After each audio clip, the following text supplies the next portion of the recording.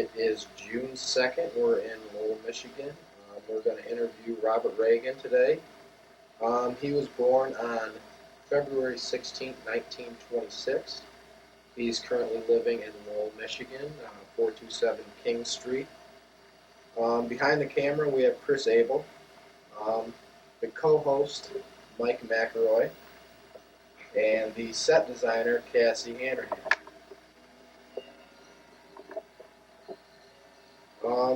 What type of work did you perform?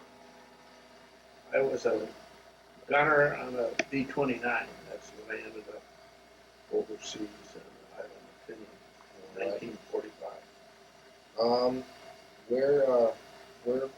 Where'd you enlist at? In Grand Rapids, Michigan. How'd you make the decision? I had taken some tests earlier in, late 1944 to be, hopefully to be a pilot in the Air Force. And I got a notice about April that unless I reported by the 6th of May 1944, I would be automatically disqualified. So went to the principal. He said, "You've got enough credits to graduate, so take off." So I reported on May 6th, 1944. Where were you living at the time? In Grand Rapids. Did the effect of where you were living have any decision on what branch of military you were in? No, except my ambition was obviously was to be a pilot. And, hopefully that's why I took the test originally. Hopefully I qualified. Do you recall the first few days of the service? Not a whole lot, except went to Detroit, took my physical to Detroit, and then took a train over to Chicago to Fort Sheridan, which is in Illinois, and took a lot of tests, physical, eye exam, and received some immunization shots, and within a day or two was put on KP, which was about a 12-hour tour of duty, so I soon got acquainted to what Army life was like. Anything surprise you? Well, except the biggest surprise was that after KP, they assigned me to hand out the work where they took our tests, tests, APT tests, and then asking around what are the chances of getting a leave this weekend. So I'd only been in 5 or 6 days and went over to the orderly room, filled out an application, and sure enough, I got a 48-hour pass to go home. So I was home Mother's Day of 1944. I'd only been in the Army a week, so I think it was kind of nice. What about boot camp?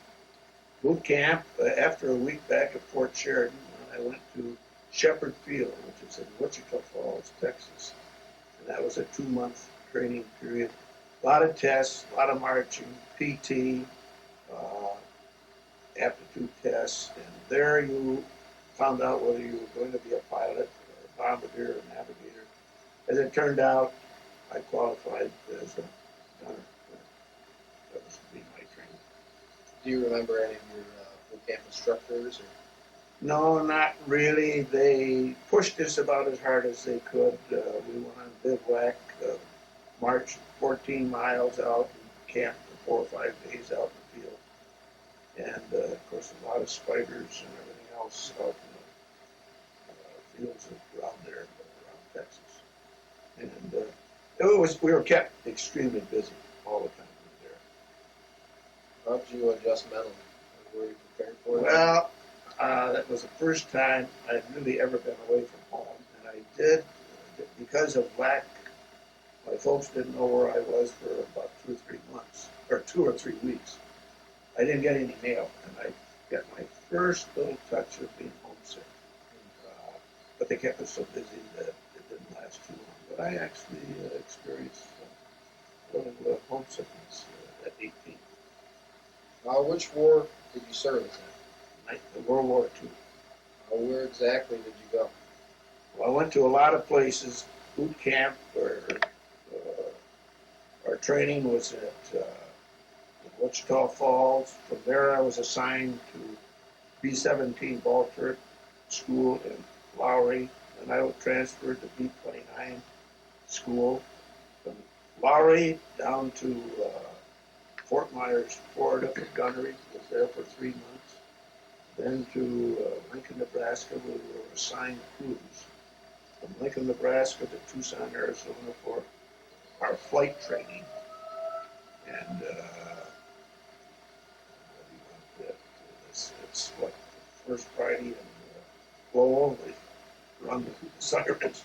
Anyway, from then at Tucson, went overseas and was stationed on the island of Tinian in the Pacific. What were the first reactions to places you were sent? Well, it was, of course, each was new. I think certainly Shepherd Field down at Wichita Falls was not overly impressed by that community, but in Denver, we were there for 3 to 4 months. I really enjoyed that. That was a great veterans town.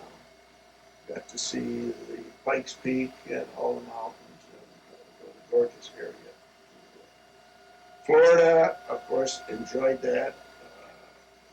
My first Christmas was at Miami Beach, so that was very enjoyable. And Tucson, Arizona, we were so busy flying, we really didn't get to town a whole lot, but I was very impressed. That was a super nice area, too.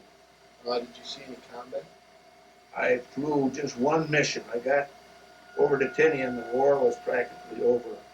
And so they were winding down, and we did drop some supplies in a prisoner of war camp in Japan. And on our way back, due to the long flight, we did land at Iwo Jima, refueled so we could get back to Tinian. Were you awarded any medals or citations? If you were in that theater, I got the Asian Pacific ribbon with 2 battle stars. And the air offense of Japan ribbons plus the good combat. What was your highest rank? Deck sergeant.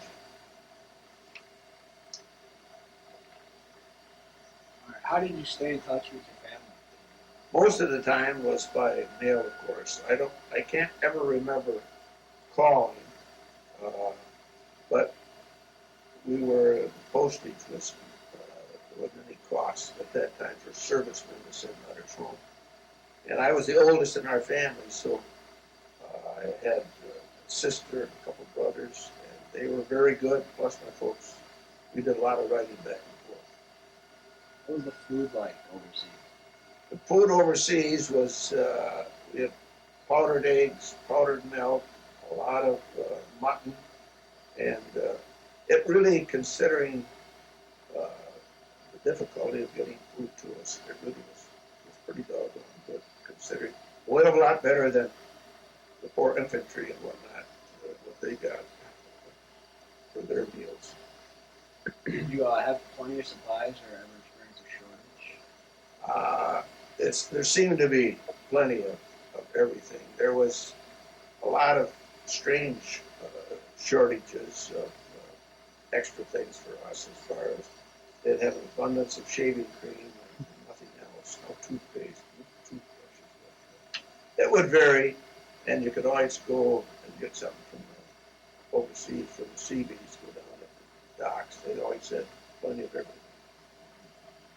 Did you feel any unusual pressure or stress? The only stress I ever experienced was just at about the end of each training period, there would be a lot of pressure that you would pass. One of the tests when we were armored for B-17 ball turret gunners, we had to take a 50 caliber machine gun apart, blindfolded, take it apart blindfolded, and put it back together blindfolded. And that was our final exam. And so if you passed that, then you graduated. And the same thing after 12 weeks of CFC school for B-29. A lot of pressure that last week, all that training, and a lot of book work. We would go to classes from 8 in the morning till 5 at night, 5 days a week. So, a lot of information we had to know, and so there was a lot of pressure there. my job was to make sure everybody's turret was, the ammunition was in there, so there was always a little pressure before flights. And once overseas, uh, it was, again, the war was practically over, so there was very little pressure there. How do people entertain themselves? Well, usually, of course, I mentioned down when we were in Texas, there wasn't a whole lot to entertain us except the PX. A lot of movies, and of course, they were all free. In Denver, we almost went to town almost every weekend. They treated us royally. The people there in Denver were, I think, the best of any place in the nation. And so we got to see a lot of sights, and that's usually you would find a buddy or two. I think it was four of us almost every time. The four of us would go to town together, and there was USOs, there were shows, this type of thing, and a lot of sitting around BSing too, of course. Do you recall any particularly humorous or unusual events? The only, my most unusual event, of course, was when we were in Denver on payday. I just got my $21 and stuck my money in my wallet and hung it on the bedpost. When I got up the next morning, there was no wallet, and I discovered the guys were playing poker upstairs, and somebody ran out of money, so we jumped up to the barracks and grabbed the first wallet we could. So from that moment on, I always slept with my wallet in my pillowcase, and most of the other fellows did too. But a lot of other little things happened, but that certainly was one of them. Did you pull any pranks on people? Or were you Not a whole lot. There was always some fooling around to do, short sheeting beds and maybe sticking stuff in the guys' pillowcases that weren't supposed to be there. What did you think of your officers and fellow soldiers? Well, I was really impressed, especially once I got our crew got together on the B-29. There are 6 officers and 5 enlisted men. And they were all extremely friendly, helpful, especially our airplane commander was a super nice guy. All of them were, and our flight engineer was the first lieutenant. And he treated us just as equal as we were officers. So very impressed by the vast majority of it. Did you keep a diary at all while you were over Not a diary, but I have a lot of photographs. How did you get to B-29? Become a B-29? Oh, there's another little story that I should tell. 1 week before graduating from B-17 school, 2 other fellows and myself went over to Lowry number 1, which was a much nicer base. It was more permanent. The PX was nicer, the mess hall was nicer. We were walking down the street and a lieutenant stopped us. He wanted to ask a lot of questions. What are you guys doing, this and that? And they had a clipboard. So next thing we know, he's writing our 3 names down on the clipboard. And then a week later, during graduation, they congratulated us, gave us our diplomas, and they said, the following 3 men have been selected to go to B-29 school. And that's typical Army way of a lot of things are done. There's the right way, wrong way, and the Army way. So it was, I thought we'd end up in KP, and as it turned out, we spent another 12 weeks in Denver. I'd much rather be on a B-29 than a ball turret gunner on a B-17. Do you recall the day that your service ended? Well, I think the notice came, of course, when we were overseas, my number came up and we were notified that we were going to go home eventually. But we ended up waiting a whole month in Saipan. We transferred from Tinian to Saipan and we caught a boat in San Francisco and went to Camp McCoy. And I do remember going through there and knowing that my days in the Army were numbered. So it was an awfully good feeling to know I was finally going to get home. What did you do in the days and weeks afterwards? Most of the time, I was just kind of, I had 5 other cousins that have all been in the service, some in the infantry, and so we would get together and compare what they were in all in Europe, and so kind of compare things. And we were a pretty close family on my mother's side, and so a lot of visiting with grandparents and aunts and uncles and cousins, and it was kind of fun, just kind of reviewing what everybody had done for the last 3 or 4 years. Did you work or go back to school? I decided the night I got home, I surprised my folks. They didn't know I was coming home. When I walked into the house, there was a dentist there by the name of Fred Rickle. And of course, a lot of hugs and story. And he said, "Bob, what are you going to do with the GI Bill of Rights?" I said, "I have no idea." And he said, "Why don't you take up dentistry?" So that's what I decided to do. Went to JC for 2 years of pre-dent and on to Marquette. Only because of the GI Bill of Rights would I've ever been able to finish 6 or 7 years of college. Did you make any close friends while you were in the service? Well, when I was with, I mentioned these 3 fellows that one was from California, one from Memphis, and one from Indiana. The 4 of us almost for about 4 months were together in Denver, and then we were together down in gunnery school. So those 3 guys I really stayed in touch with, and corresponded every Christmas. We would exchange Christmas cards. And I went down to see them, and they were up here to see me after maybe 30, 40 years after the war. Did you join any veterans organizations? Yes, I'm very active in the American Legion, and then our unit overseas was called the 6th Bomb Group. And they got organized in about 1985. I joined them in about found out about it in 1990. And very active in it, was president of the 6th Bomb Group for 3 or 4 years. Right now, roster chairman and vice president of 6th Bomb. Did your military experience influence your thinking about war or the military in general? I guess the only thing is certainly would hope we could avoid it at all costs. It doesn't look like it is, but I am impressed by our leadership and certainly the dedicated veterans and of course the men that are serving, men and women that are serving now. You attend reunions with people who you served with? Yes, I've been to altogether 12 reunions. 6th Bomb Group gets together every 18 months. So we've met in Orlando, Boston, Colorado, Nashville, San Antonio, a lot of different places. Dayton, Ohio, Washington, D.C. How did your service and experiences affect your life? Well, I think it helped me appreciate what America is all about.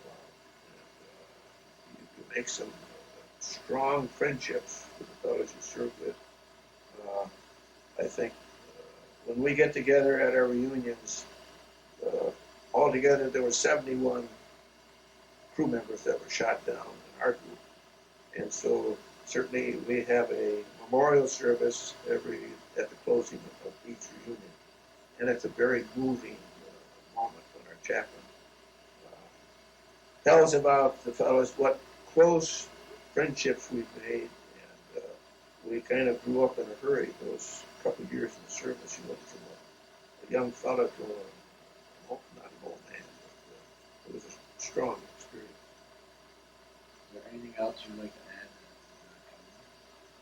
add? No, just I think I was very fortunate to serve those 2 years without. And again, I mentioned I had 5 cousins that served and all survived the war. They're all gone now, they've passed on to age. But I think it provided a tremendous education for me that wouldn't have been available. My folks were in no position financially to help me through the school. So, just matter of being proud and glad I had an opportunity to serve and made some tremendously strong friendships through that. That's a picture of Paul Tibbets, who was a pilot of the Enola Gay, the first atomic bomb that was dropped from his aircraft. And he was actually part of our unit of the 6th Bomb Group. And pictured with him is Virgil Morgan, who is now the president of the 6th Bomb Group. At that time, at the time of the picture, I was president of the 6th Bomb Group. And that was taken in Colorado Springs. A plaque was being put up at the Air Force Academy honoring the 6th Bomb Group. Here's a picture of our crew. Those are the 6. Do you want me to point it? Yeah. This is our radar man. This is our navigator. And George Vinson was our airplane commander. He was a pilot, braking. Rosenbaum was our bombardier. Our flight engineer was Don Ray. This was our radio operator, McKim. This is Miller and Johnny Quadros, the tail gunner. Mel Hunter, who unfortunately signed up and went back and was shot down in Korea and was killed as a member of the B-29 crew. And this is myself. And, that was taken just before we left for overseas. This is a picture of the 4 closest friends I had all during training in the States. Herb Newton from Indiana, Bill Patrick from Memphis, Tennessee, Tom Turner from California, and myself from Grand Rapids. And this is while we were in Denver, and then we went on to gunnery school.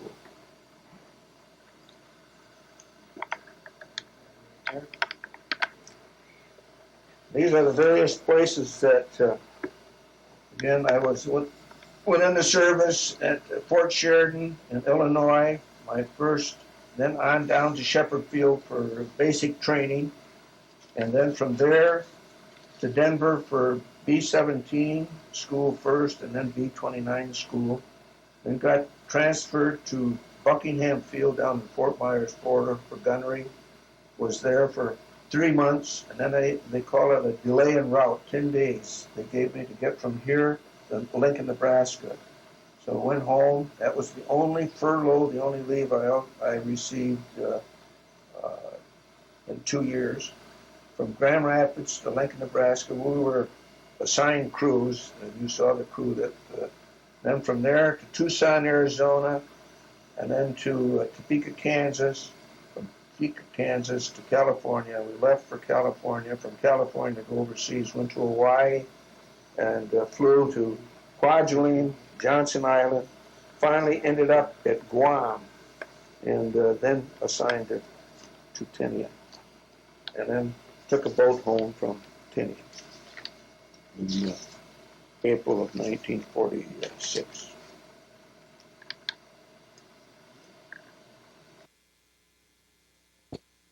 Okay, left San Francisco, flew to Hawaii, then to Johnson Island, Kwajalein, and then to Tinian, and stayed on Tinian on August, September, October, November, December, January, February, and then March I was on the island of Saipan, and then we finally caught a boat and got back to San Francisco on April the 16th, 1946. The following oral military history project is a series of documentaries in association with the Lowell area men and women who proudly served and sacrificed part of their lives to preserve the opportunities for all of us to build our businesses and raise our families under a blanket of freedom. For reservations and more information, contact the Lowell Area Historical Museum at 616-897-7688.